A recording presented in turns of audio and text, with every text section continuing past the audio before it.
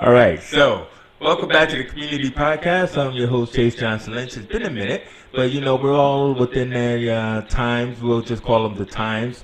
We're all in the times of the new normal and everything, but we're back here in the studio, socially distanced. Trust me, we're at a very long table, and I am happy to. I've been doing this Zoom thing for a couple of months, and I'm happy to finally be back in the studio, the big condo radio studio, with a guest, a man by the name of James Diboe.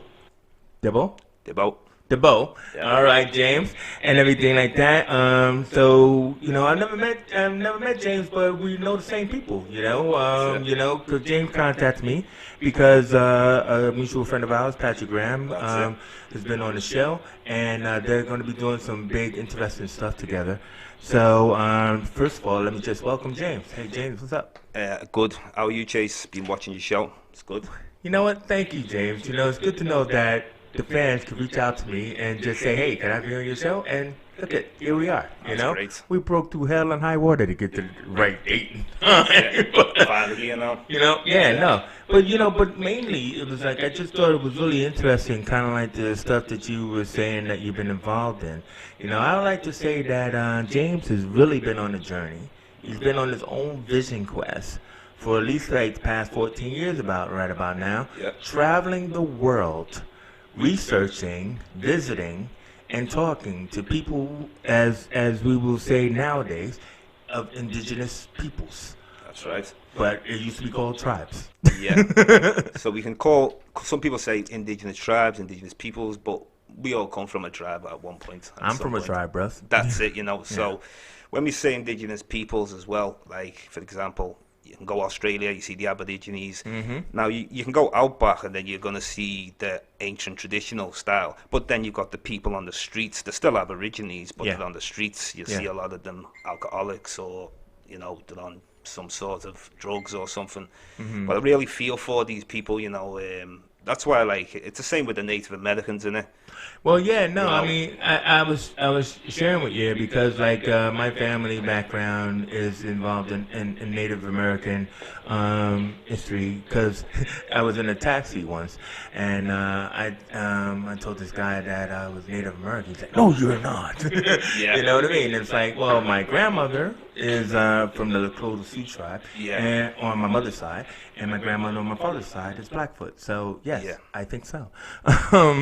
You know what I mean? So it's just really interesting about these whole name thing because I think even in America now that they want to take away Christopher Columbus Day and call it Indigenous Peoples Day. So that's what struck me when you told me about what your interest was. I thought, oh well, this would be a real interesting conversation.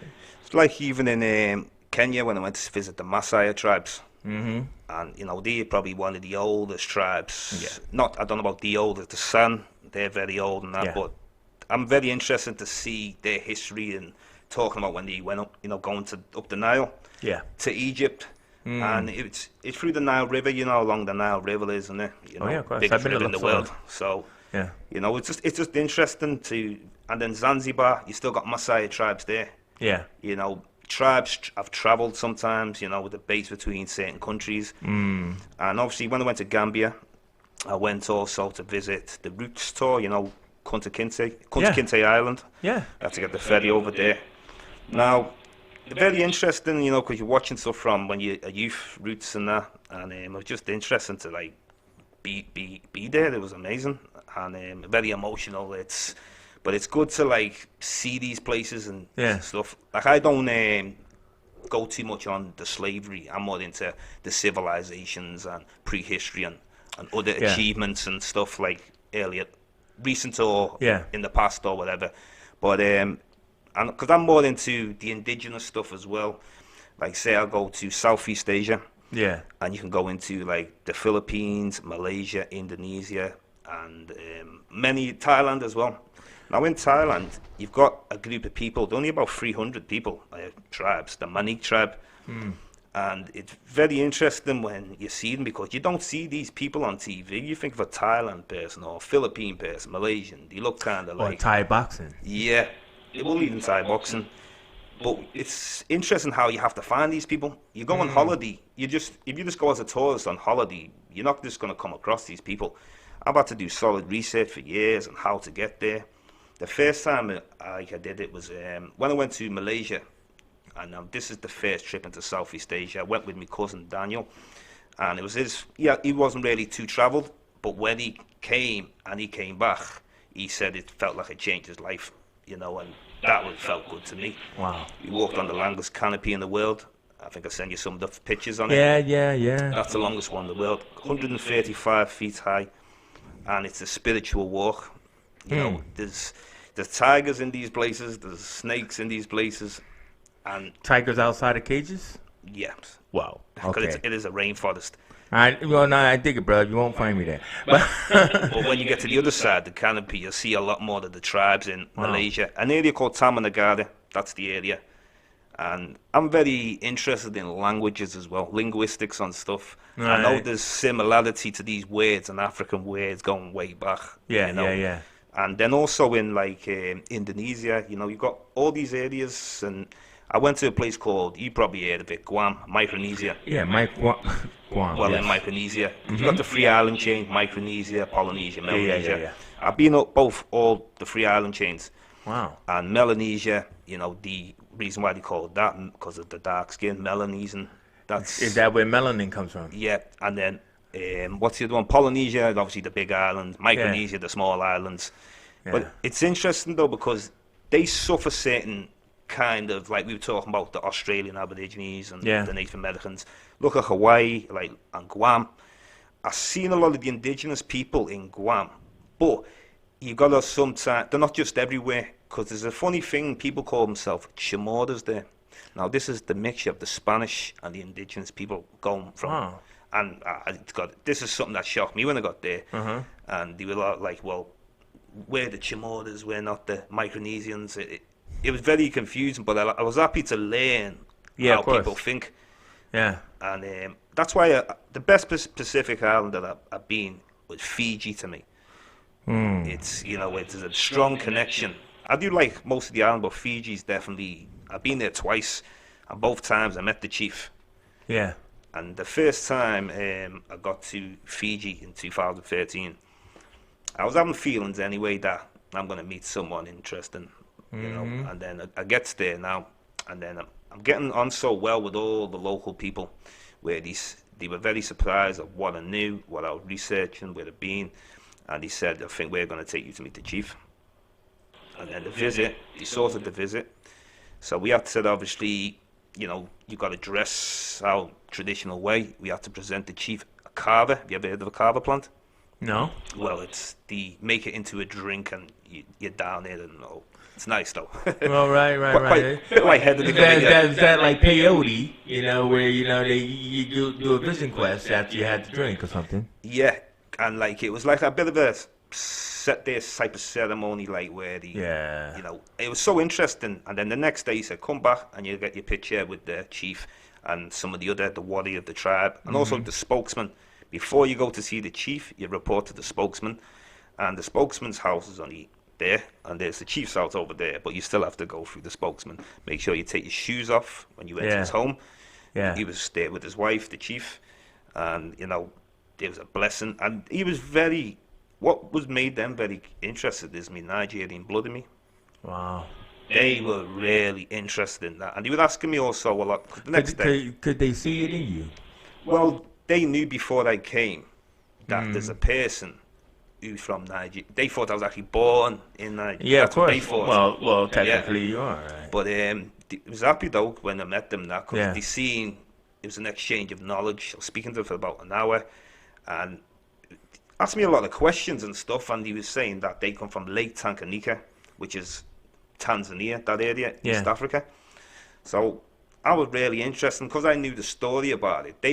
That's why they embraced me. Yeah. So when I left, I went back there 18 months later and I went Tonga at the same time, roundabout. But I had to go back to Fiji, dude. Like, when you leave a place and you feel still some more answers. Yeah, no, definitely. I get it. So I've done a few interviews. The second time, I've got video footage. eventually I'm going to be doing a documentary. I've got a lot of footage with people all over the place. I can imagine. Yeah. I want to ask you, James, because we were talking, we do like the show notes or the pre-notes and everything in the pre-interview, and we got to talking about the Mayans in Mexico. Yeah. And everything, and I want to kind of like go there because, like if anybody knows me, I had a show called "Don't Get Me Started" and everything like that. But I'm interested in your trip to Mexico because you purposely went in 2012. That's right. Right. So can you tell me what you learned there? I think you said you were in Chichen Itza? Chichen Itza, yeah. Chichen Itza. Yeah. So basically, this from Cancun. It's maybe not. It's not really very far, but I wanted to meet the Mayans, and it was my own thing of it was 2012. They were saying December the 21st. It was supposed to be the end of the world, and now tell us the story, because not everybody is a conspiracy theorist. 2012 was supposedly the end of the world according to the Mayan calendar. Yeah, according to the Mayan calendar. And to us dumb Americans, we saw the John Cusack movie 2012. So, yes. just tell us about. So I just started to investigate myself because I'm not a person who takes things lightly. So I'm going to go over there myself. Yeah. And it's about September I'm there. So we've got 3 months left, haven't we? Wow. So I'm speaking to as many people, but it's very important that I speak to the Mayan people. Yeah. I feel they've got the knowledge. They said it's not the end of the world, it's the end of a cycle. It's a new beginning. You'd have cycle. It's not the first cycle that they've had many cycles. Right. So, and what was very interesting as well when I was in Mexico, I actually learned that the Mayans weren't the ones that done the calculations. What? And I was a little disappointed. But you mean there was like somebody who read their calculations or their tablets, or somebody got there before them? The Olmecs. I don't know if you've seen that. There's a part in Mexico where they have the Olmec heads, and if you look at the features on the image of West African people, now this looks like now the Olmecs, the heads are about, they say, date from 1000 BC. Some say that 1500 BC. You see different dates and that. Now, from what I've researched, is the Nile Valley civilizations and also West Africans have been able to navigate for many, many years. There was a boat. Like the Phoenicians? Before the Phoenicians. So we start go. Like, I think I sent a picture of a boat, the oldest boat you might have noticed it on the site, in Nigeria, 8,000 years old, the Defuna canoe. So it's showing you that people have had technology for many years. Yeah. And you have to remember, people in Africa for hundreds of thousands of years, they must have come up with something. Hey, I remember studying about the city of Carthage. And, where they supposedly had the first set of wings. Right. You know what I mean? Before Leonardo da Vinci. Well, funny enough, when you said about the Phoenicians, because the Phoenician story is not told too correct. They tell our story as, in a way, the Phoenicians went to Carthage, and as if there was no Carthaginian. There was people there. Yeah. There's about 800 Phoenicians that went there. Yeah. And the 800 Phoenicians can't turn everybody into Phoenicians, can they? You have to always use common sense with this. I feel like a lot of scientists don't have common sense. No. And a lot of the time, they ignore ancient seafarers. Yeah. Which very obvious things. But I'm really happy to be a part of all this, though, and Well, I just think what you're saying is all just very fascinating, because when we were talking about Mexico and everything, I was asking you, have you ever been to the Valley of the Kings?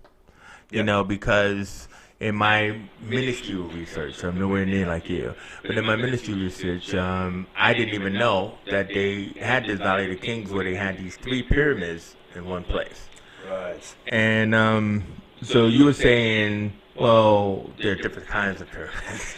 Yeah. So tell us a little bit about that, because you were talking about like this 3-step pyramid. Okay, in Tonga, they have something called a 3-step pyramid. It's a different name what they have, but it's still a pyramid. It's 3 steps. 3 giant steps, but it's a pyramid. Well, what do you mean by giant steps? I mean, can a human naturally climb these steps? Do you get what I'm saying? Do you get what I'm saying?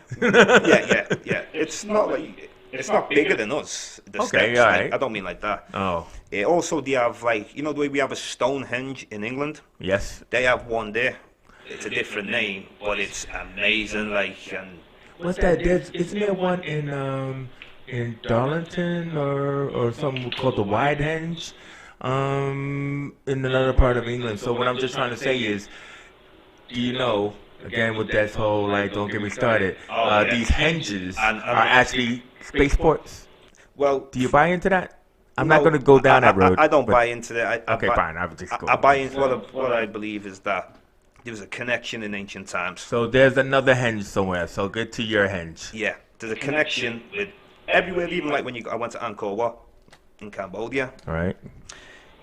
you can see it's too much similar. People share ideas. You can see where they've got a lot of ideas from, like their spiritual systems. It's very similar to Egyptians, the Indus Valley civilization. You know, there's a lot of similarity around the world. Things seem to be more similar in ancient times to nowadays. In the last, say, couple of 1,000 years, things have changed. You know, so it's very interesting. Some places that have been like, even the Tongan people. I asked them, where do you believe you've come from? Oh, okay. They just point to Fiji.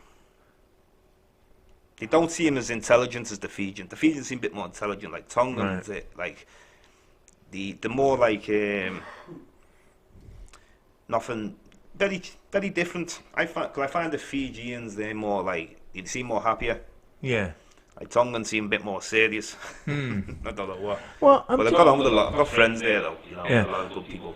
I'm just curious about this, like, you could even call it a cultural quest that you've been on, but have you ever been to, like, Peru or places like that? I've been to Venezuela and Brazil. Okay. I've not been, but that's definitely on the list. I mean, Definitely got to go to there. because it seems like your focus has been in looking at or searching for these tribes or indigenous peoples in these areas.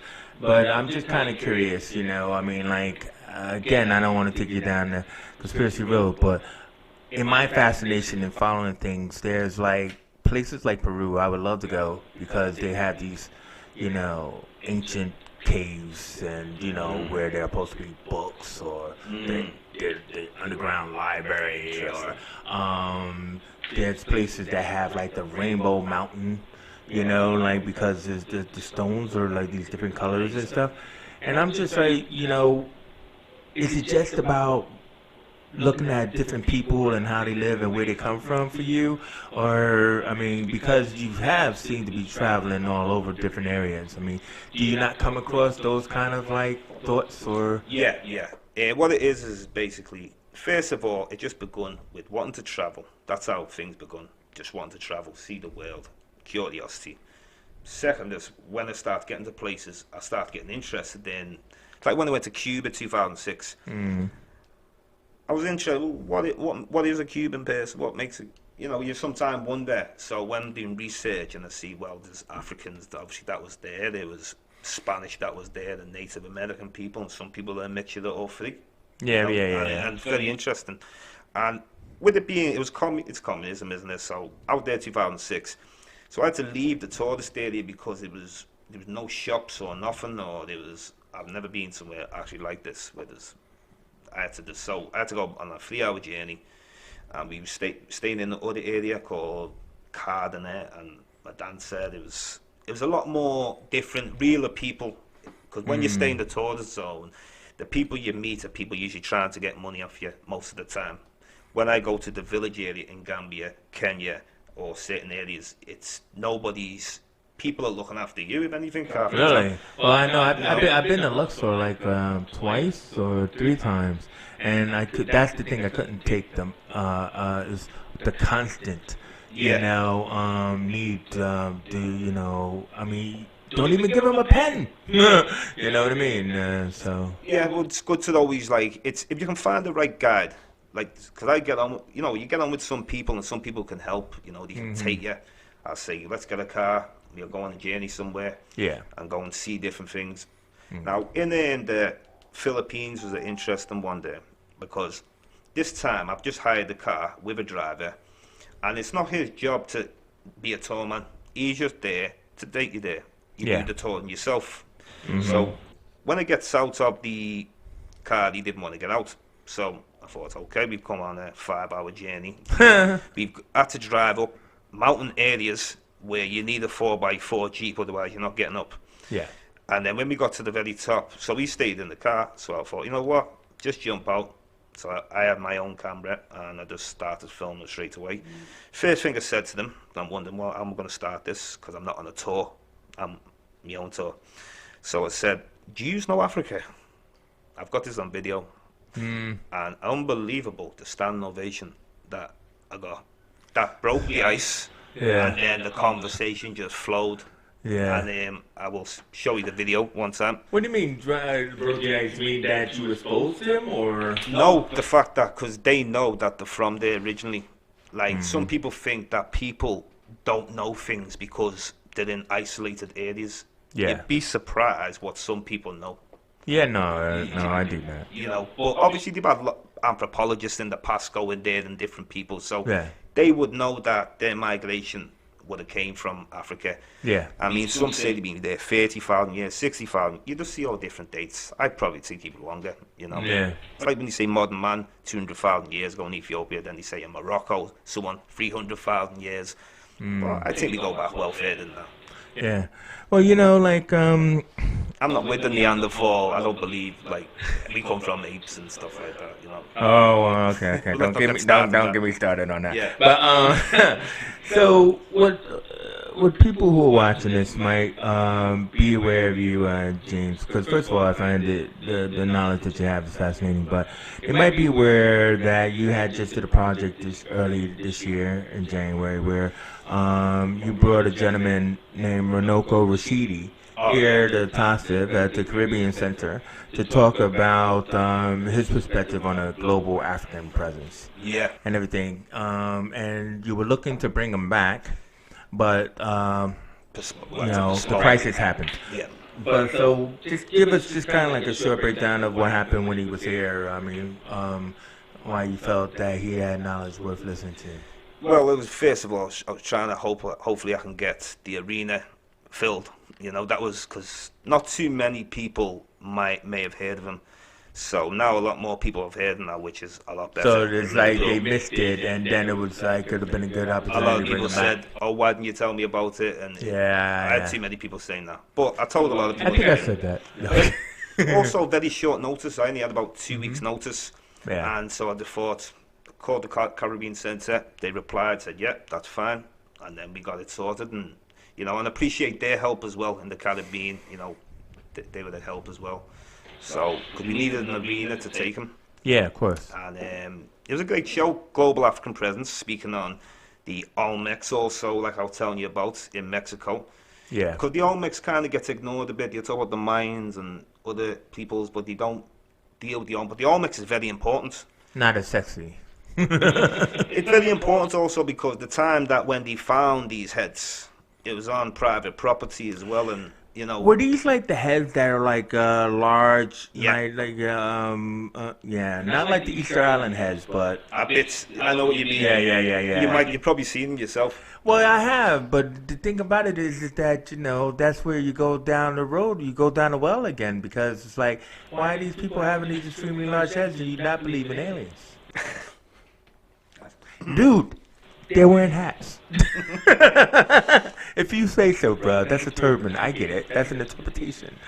Well, you know, I mean, Come some on. people could say giants.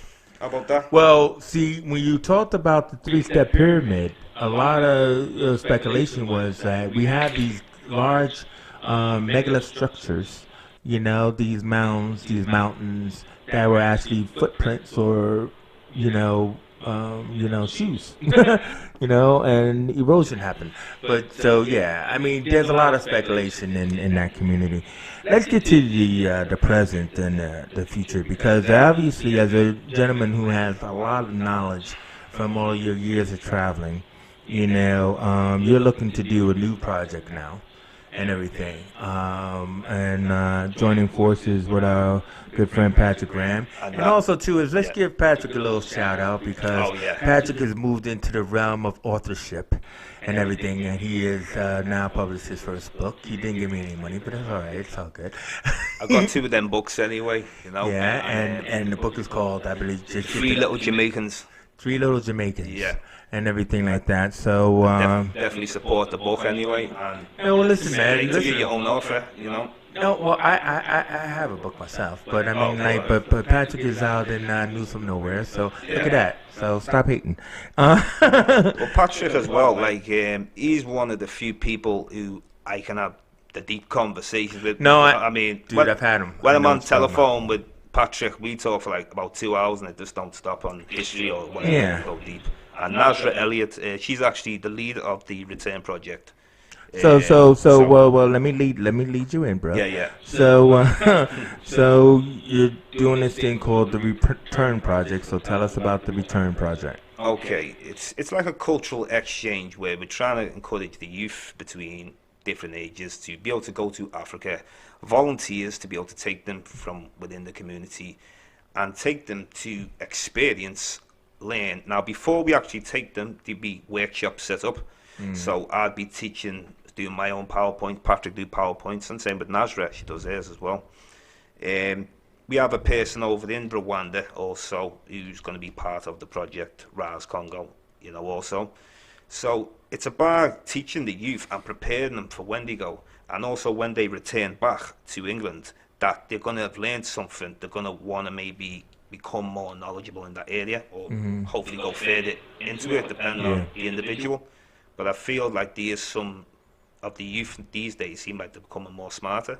Yeah. You know, when I was a kid, I didn't have internet, and you know, so we had to read books and. Oh yeah, we got the library in our phone. Yeah, that's it. Now it's a lot easier. But to be able to take them to a place where they can actually feel the atmosphere, you know what I mean, and absorb what's going on. I mean, that really sounds amazing. I mean, you're looking like for youth like 16 and 19, but besides taking them to some place, you're also planning some workshops in the Winter Garden. So tell us about that. Yeah, we're going to be doing our PowerPoints. I'll be doing PowerPoints on whether it's world travels, tribes. Also, I do PowerPoints also on African history too. I do that. Patrick, he's going to be doing a lot on African history. Now, I'm not sure exactly how we're going to do it. Like maybe one does west, one does north, not east, and whatever.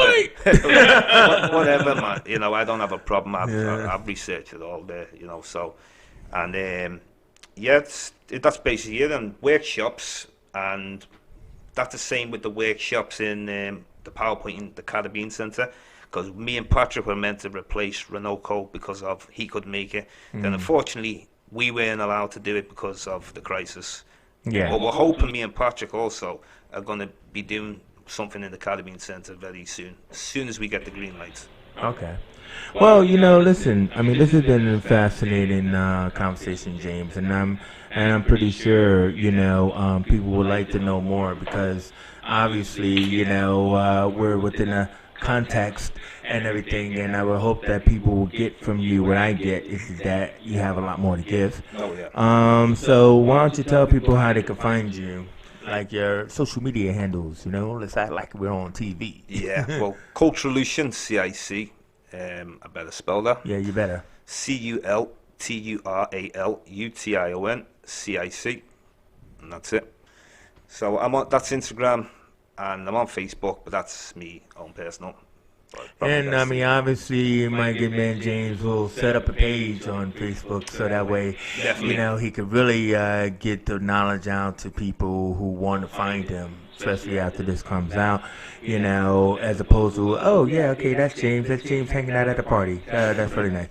Okay, I thought the guy was interesting. Yeah, that's it. You feel me? Yeah, of course. Because I do believe, like you just said, especially in setting up this return project, you want to be able to, like, let people know what kind of information they could delineate from you, you know, what they can find out from the Return Project, what they can find out from the different PowerPoint lectures that you were, you know, putting out there, you know, because basically I think that we all have something to give of ourselves to other people, you know what I mean, and so that's what we have now, we have this whole new normal. So like, why not just put the information out there for everyone? That's it. Yeah. Also, another country, Madagascar, is a very interesting one.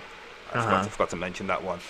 And the history, when we go back and I look at who are the indigenous peoples of Madagascar, you're going to see people going to say people came from Indonesia about the different dates. Some say 1,000 years, 2,000 years ago. Now, they say the Bantu, these Africans that got there, but I believe the Africans got there first. But they always have to put someone else there first. Like, look how far Indonesia is to Madagascar, and look how far East Africa is. It's so close, it's. And also, I've looked. I don't want to go into too much detail, but I see evidence of 10,000 years on Madagascar. So Yeah. we're talking about another time. No. I mean, but see, It's time is just a very interesting thing, because if you really just think about it, it's all the conspiracy is that it's all based around, like, it has to all fit into what we all continue to be like, the birth of Christ, and the Anno Domini and before Christ, and if you discover anything is before that, well, no, there was nothing before Christ. Anyway, don't get me started. Wrong show. Go back and it's people are more spiritual, I find. Yeah. That's it. Yeah. Well, I mean, you know what, James? Again, like I said, this has been very interesting. So I would like to, thanks James Diboe and Diboe and everything. And he gave you his social media handles, and hopefully he'll have more places for you to find out more information. So thank you very much, James. It's a pleasure anyway. Thank you. Big Condo Radio. Look forward to it. Well, no problem, man. And tell Patrick he owes me money. But I am James Johnson Lynch. This has been a community podcast, and it's great to be back here in the studio, and great to be back here live. So I'm James Johnson Lynch, and we are out of there. God bless. All right. Peace.